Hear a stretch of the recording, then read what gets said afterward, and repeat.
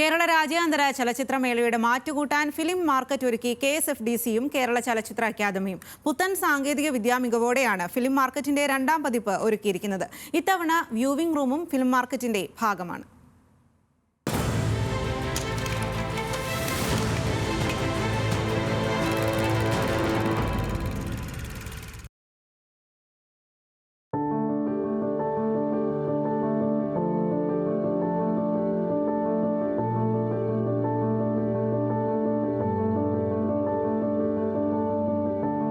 കേരള ചലച്ചിത്ര വികസന കോർപ്പറേഷനും ചലച്ചിത്ര അക്കാദമിയും ചേർന്നൊരുക്കിയിരിക്കുന്ന ഫിലിം മാർക്കറ്റ് പുതിയ മാനങ്ങൾ കൈവരിക്കുകയാണ് രാജ്യാന്തര ചലച്ചിത്രോത്സവത്തിന്റെ 29ാം പതിപ്പിൽ.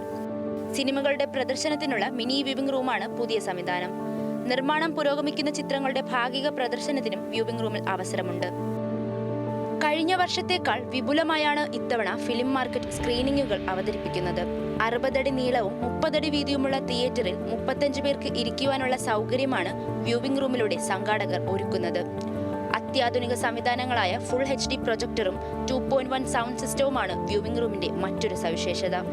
വ്യൂവിംഗ് റൂം എന്ന് പറയുന്നത് കണ്ടിന്യൂസ് ആയിട്ട് ഫെസ്റ്റിവൽ ഡെലിഗേറ്റ്സ് വരുന്ന സമയത്ത് അത് കാണാനുള്ളതും മാത്രമല്ല, അവരുടെ പല പടങ്ങളും പലപ്പോഴും ഇവിടെ സെലക്ഷൻ കിട്ടാതെ പോയ പടങ്ങൾക്കും ഒരു പ്രദർശന സൗകര്യം ഉണ്ടാക്കി കൊടുക്കുക എന്നുള്ളത് നമ്മുടെയും കൂടെ ഒരു KSFDCയുടെയും കൂടെ അർത്ഥപൂർണ്ണമായിട്ടുള്ള ഒരു അല്ലെങ്കിൽ അത് ചെയ്യേണ്ടി കൊടുക്കുന്ന ഒരു റെസ്പോൺസിബിലിറ്റി ഞങ്ങൾ ഏറ്റെടുത്തു എന്നേ ഉള്ളൂ. പുതിയ ടെക്നോളജി എങ്ങനെ ഇവർ മനസ്സിലാക്കി എന്നുള്ളത് കറണ്ടായിട്ടുള്ള ഈ ഫിലിം മേക്കിങ്ങിൻ്റെ ടൂളിനെ മനസ്സിലാക്കാനായിട്ടുള്ള ഒരു സന്ദർഭം കൂടിയാണ് ഇത് ഉണ്ടാക്കിയിരിക്കുന്നത്.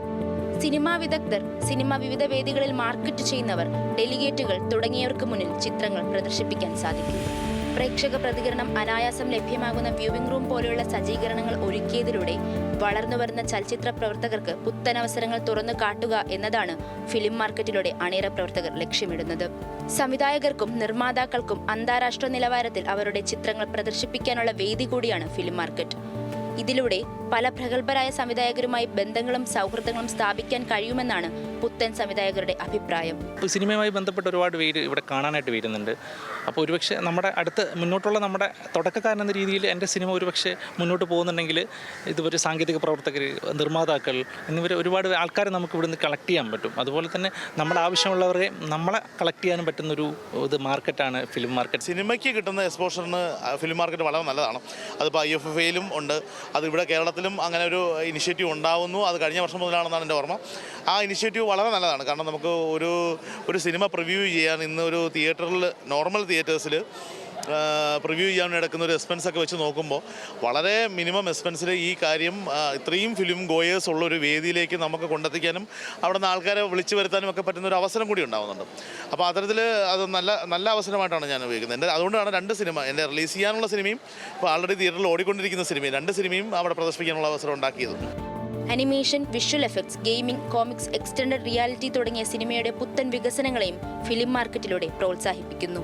കൊമേഴ്ഷ്യൽ മൂല്യങ്ങൾക്ക് അപ്പുറം സിനിമയുടെ ടെക്നിക്കൽ മേഖലയും ശക്തിപ്പെടുത്തുക എന്നതാണ് ഇതിലൂടെ ലക്ഷ്യമിടുന്നത്.